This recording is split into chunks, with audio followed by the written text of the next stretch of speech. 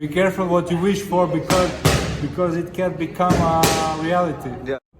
The Untouchable True School Sports Empire proudly presents something the boxing games are missing. Hey, what's going on? It's your boy BC, and I came here to talk some boxing with the thousands of True School Sports subscribers. All right, so I'm officially back in Las Vegas. I'm still coming off the high of Angelo Leo getting the knockout of the year against Venado Lopez, but there was other boxing on that day that I did not get a chance to watch. I just finally went ahead and watched Vergil Ortiz versus Serhii Bohachuk. Before I get into the fight and breaking down the rounds and what I thought about it, let me just give both men credit. It was a really great fight. A lot of high-level things going on in there. A lot of adjustments being made. A lot of exchanges. A lot of twists and turns. I think from the, Vergil gets the decision. I think Vergil Ortiz deserves a lot of credit for the adjustments he made and the power boxing that he was able to display.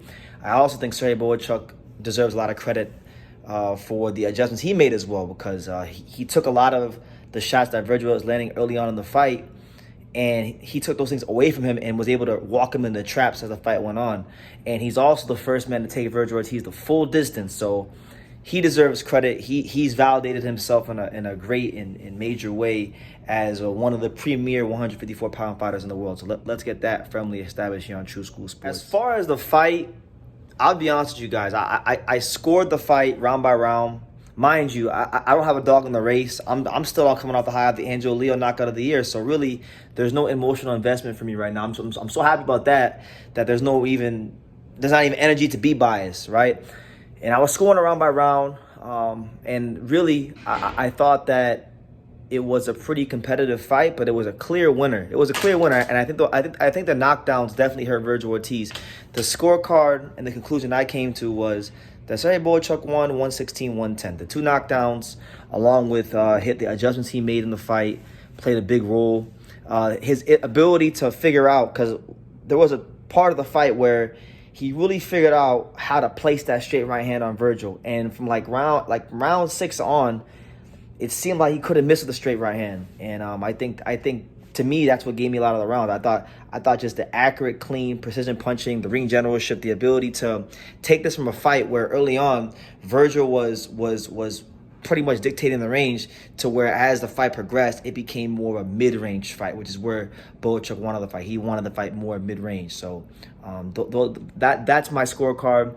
Let's get into the fight round by round. So let's break it down round by round. We'll start round one. In round one, there really wasn't a feel-out process, because obviously Vergil and Bohachuk have a lot of familiarity from sparring each other. And it really showed, because there wasn't a feel-out process. You had Vergil Ortiz trying to overrun Bohachuk with the power jabs and the overhand rights. I'll be honest with you, I didn't like the adjustment Robert Garcia made to his stance, because normally Vergil Ortiz is a high guard fighter. He's a guy that you don't really see fight with the lead left hand low. He came out in the first round and for most of this fight fought the lead left hand low, trying to be more of like a slick power boxer. I didn't like that. I feel like you got to keep the main thing, and I think that positioning, that adjustment and hand positioning led to the knockdowns later on in the fight, but we'll get to that later on. It's working early on for Vergil. He's trying to overwhelm Bohachuk with the power jab and the overhand right. Bohachuk's trying to overwhelm Vergil with the volume and the conditioning, and that volume paid off, because he scores a chopping right hand on Vergil. But why? Because that lead hand is down and Vergil's moving, and he's got long range arms and he knows his range real well. And they initially didn't call it a knockdown, which I thought was complete and utter bullshit. But credit to the commission, because Harvey Dog did ask the commission initially if they can get a replay. The commission initially said no. Before the 5th round, they then said okay. They looked at the replay and they ruled that it in fact was a knockdown. So we criticize commissions and a lot, and refs and things like that when they get things wrong. Let's give them some credit for getting it right, because I thought they got it right with the replay. All right, so round 2, Bohachuk's having spots of success. He's setting traps through his volume. That's the kind of fighter he is. He likes to set traps and likes to make you work and punch in between your shots. That's the kind of fighter he is. He did that in spots against Vergil, but in this particular round 2, Vergil was doing a great job power boxing with that lead left hand low. landing a lot of hard flush shots and really starting to get his rhythm in the fight going. So I thought he looked pretty good that round. He gets that round. Round 3, Vergil is showing a clear difference in strength on the inside and a real slickness on the outside.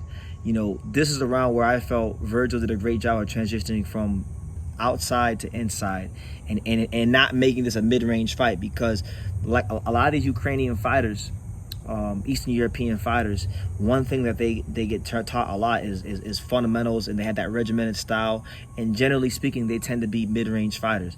Vergil did not allow him to be a mid-range fighter at this particular point in the fight, which is why he had so much success and he was able to, you know, go from the outside to inside. When he got to the inside and he started landing those hooks and placing those body shots, you would see these punches move Bohachuk back, and you would see these punches really have an effect on him. So I gave Vergil round 3. I thought it looked great in that round. So round 4, in round 4, Vergil's doing a lot more in this round, I think, sitting on his back foot.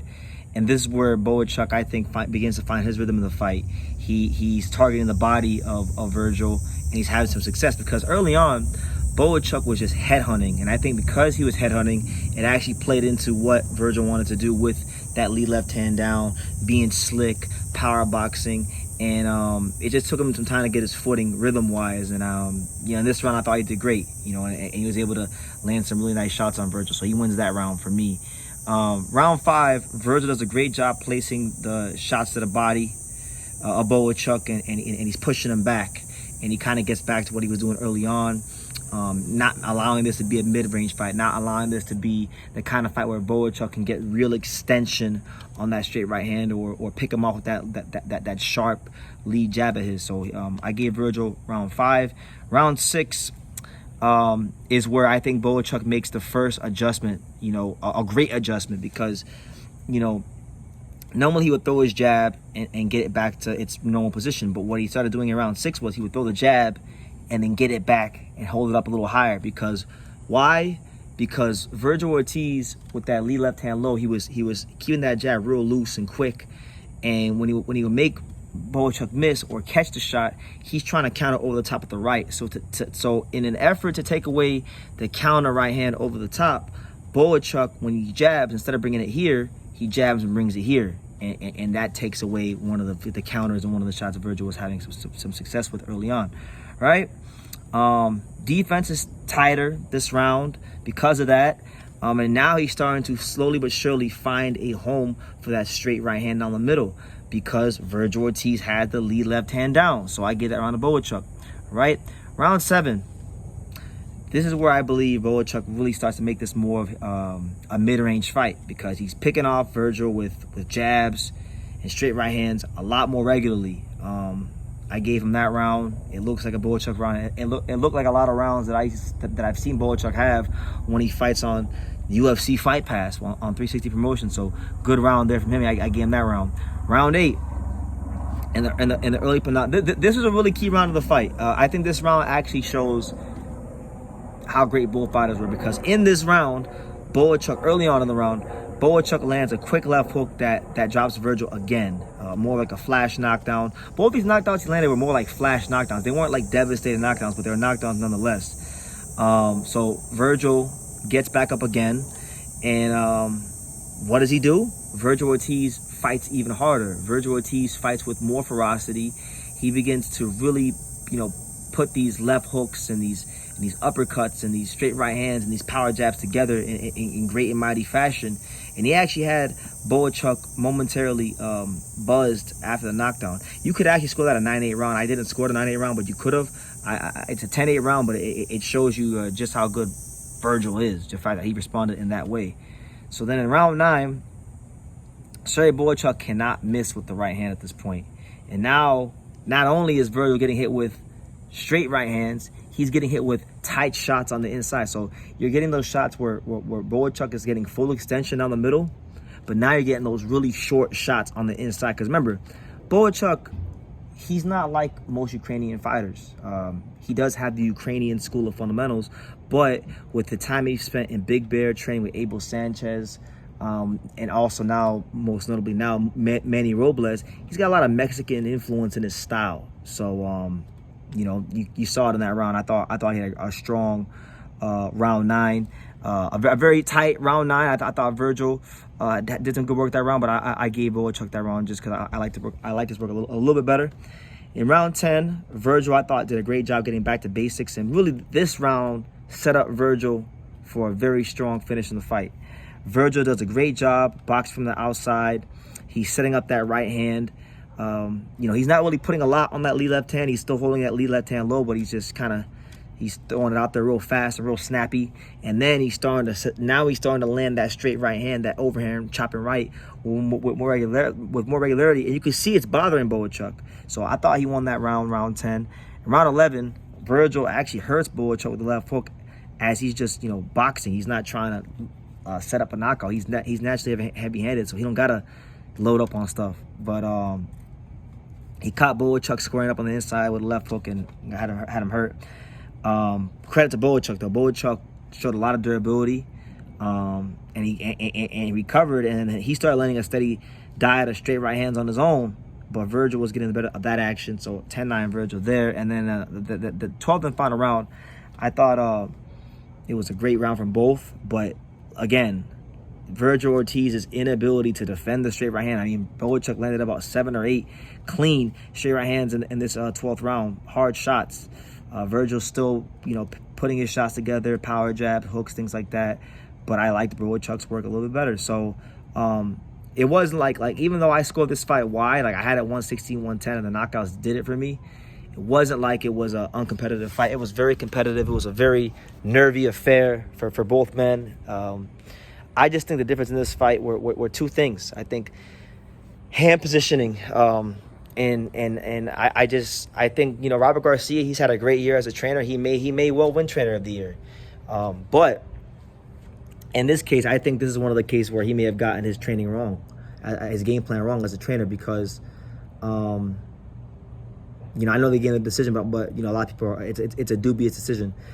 I think that Vergil Ortiz didn't need to fight with the lead left hand low like that in this particular fight, because you're fighting a guy who likes to throw straight, tight punches down the middle. So maybe you could have shown Bohachuk that look for a couple of rounds, but at some point, I would have liked to have seen Vergil get back to the high guard and try to really be the Vergil Ortiz that we all know, but, easy for me to say from the outside.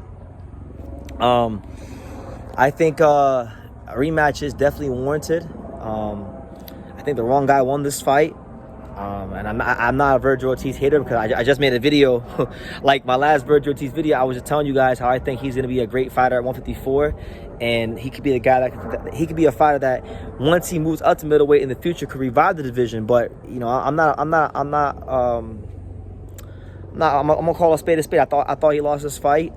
I thought he did a lot of great things in there. I thought, I think that this fight will make Vergil better, because now he understands that.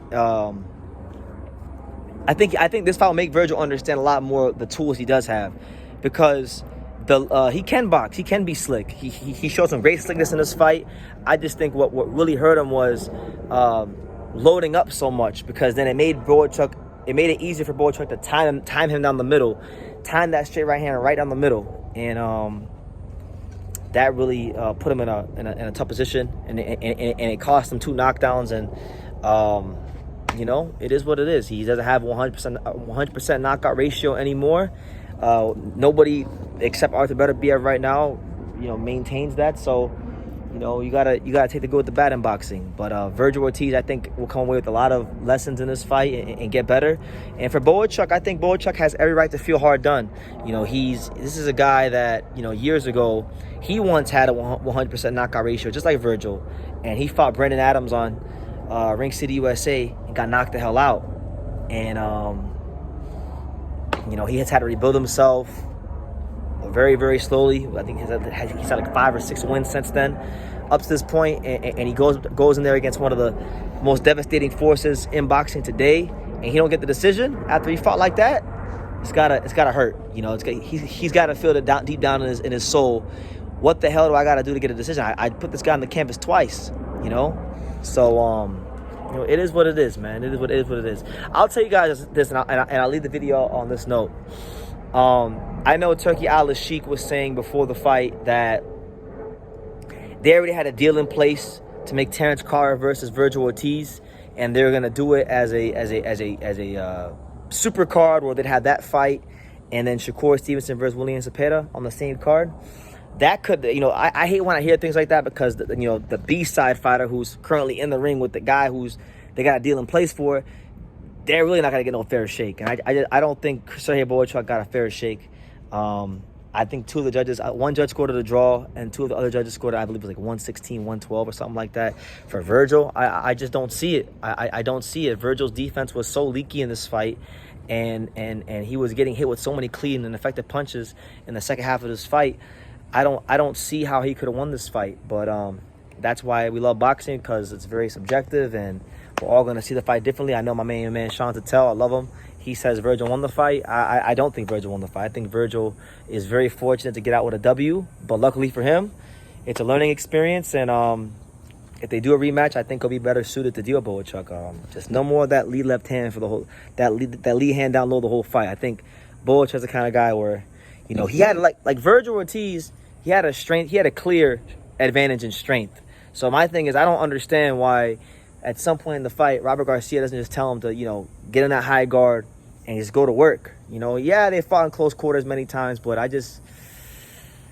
would have liked to see a little bit less that lead left hand down low, because Vergil Ortiz was knocking everybody out doing what he was doing. You didn't need to do all that for Bohachuk, but that's just my opinion. Great fight.